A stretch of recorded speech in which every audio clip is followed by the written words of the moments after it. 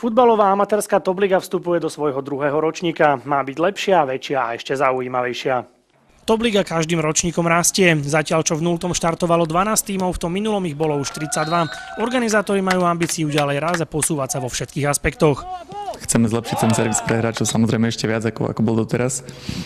A pripravili sme si väčší počet tímov, pripravili sme si väčší počet líg a tak, aby tie lígy boli jednotlivé čo najkvalitnejšie. V Top Lige súťažia družstva v malom futbale. Hrá sa na umelej tráve na ihrisku Rapidu v Prievoze. Špecifikom tejto ligy sú hracie dni počas pracovného týždňa.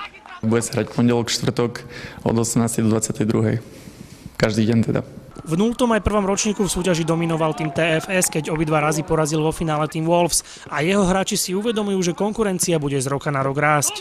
Bude to ťažké, určite ťažšie ako minulý rok. Nemôžeme nikoho podceniť, každý zápas musíme hrať vlastne od začiatku, ale jak sa vraví, že putovný pohár sa dostáva do našich rúk až po tom 3. víťazstve, čiže ideme poň. Organizátori majú smelé plány. Počet tímov, ktoré by sa zaradili do druhého ročníka, chcú minimálne zdvojnásobiť.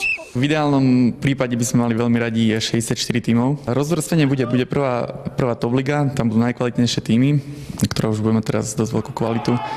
A potom budú dve druhé ligy a zvyšok budú tretie ligy. Vďaka tomuto rozvrstveniu si prídu všetky mužstvá na svoje. Tie, ktoré majú vo svojich radoch kvalitných a dobrých hráčov, môžu bojovať o titul v prvej lige, zatiaľ čo partičky, ktoré to hrajú pre zabavu, si prídu na svoje v druhej či v tretej. Tie mužstvá sú tam, niektorí si chodia fakt len zakopať a zahrať, ale niektorí fakt, že hrajú aj o to, že chcú vyhrať, tak však futbal je hlavne o víťazstvách. A keď už niekto hrá súťažne, tak v prvom rade to bol aj náš cieľ. Každý si zahra.